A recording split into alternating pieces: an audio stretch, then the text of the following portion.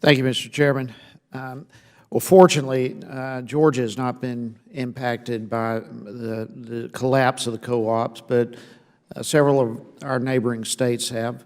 South Carolina, some 67,000 from South Carolina are now trying to seek new insurance. Tennessee, somewhere in the ballpark of 27,000. And as I understand it, predictions are close to 750,000 have already lost their health insurance with little to no notice that this was coming. And you know, I'm troubled, as you just shared, we've got at least 7 more that are in danger. I'm troubled with the reality that this same fate is probably going to continue to many more Americans who likewise are probably not going to be notified. You know, and here we're dealing with people who were forced to get insurance and to go this route, and now all of a sudden it's evaporating, and they have no notice whatsoever. They find themselves scrambling around trying to find insurance. And let me just ask you personally, in light of all of this, if you were one of these people, would you want to know? Would you want to be notified that your insurance was about to be taken away? So a couple of things. One is we certainly share your concerns about these small businesses, and that's why we're doing the aggressive work that we are on the oversight side.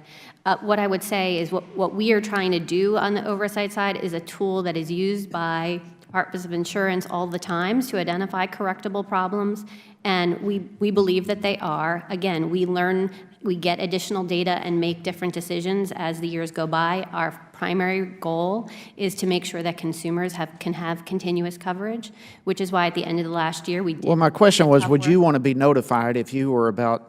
So I know that the Department of Insurance it has the voice of the consumer when they're thinking about when to notify consumers about issues related to. So would you want to be notified? At the appropriate time. I know that the Departments of Insurance are thinking about. Okay, well, you just mentioned that there are 7 that are in danger. At what point is an appropriate time to notify these people? Which of the 7 is most likely to fail next? So first I should pause, and my team corrected me that 8 are on caps. So the number is 8. So the appropriate time is when the Department of Insurance that regulates this process of communication tells us that that's the right time. Again, we're the loan holders here. State Departments of Insurance are the primary regulators, and so they sort of govern this space about notification. We don't want to have consumer. All right, well, apparently the insurance side is not getting the job done either, because we've got 750,000 Americans who, with little to no notice whatsoever, lost this. And you are jumping all over the place when it comes to facing any responsibility that Americans ought to be notified of this. Which of the 8 is most likely next to collapse? So we are at a very early point in the year. We did some tough work at the end of last year to make sure that consumers could have confidence in the co-ops that were continuing for 2016. We are just learning about what the co-ops did in terms of enrollment during the open enrollment. Again, that's not my question. Do you know which one is in the greatest danger? I can't say at this point. I don't. All right, we've got billions of dollars on the line, American taxpayers on the hook for this. Don't the taxpayers deserve to know? You know, if you're making a business decision, is this a business venture you'd want to be a part of? I know we've got, from info that I've got, we've got one of the co-ops now projecting a 78 million loss as opposed to what was supposed to be a 4 million gain. I mean, this is a horrible venture. How many of the remaining co-ops are actually profitable? 3? Is that what we're looking at? So we know that small businesses always struggle to turn a profit in the first few years. It's a matter of, in this entrenched business, I think as the Congressman mentioned before, these are tough markets to break into.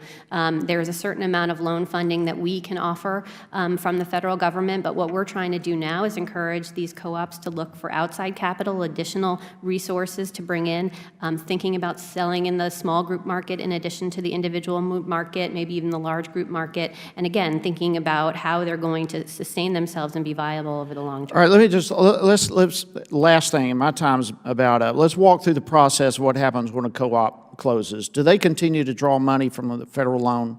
So when the co-op closes, it's a decision between CMS and the Department of Insurance. When that wind down starts, that doesn't mean the co-op is closed. So we started wind down processes in the September, October timeframe, but consumers were able to continue coverage until the end of that year. So they continue drawing federal loan money? So the loan money had already been awarded. There's no new dollars that go out the door. All of that loan money. So even when they close, loan money continues going out the door? So no, when they close their doors, there's no additional loan money, so, because that was already awarded to them. There's obligations of money that they need, that they're on a payment cycle, if you will, but that money had already been awarded.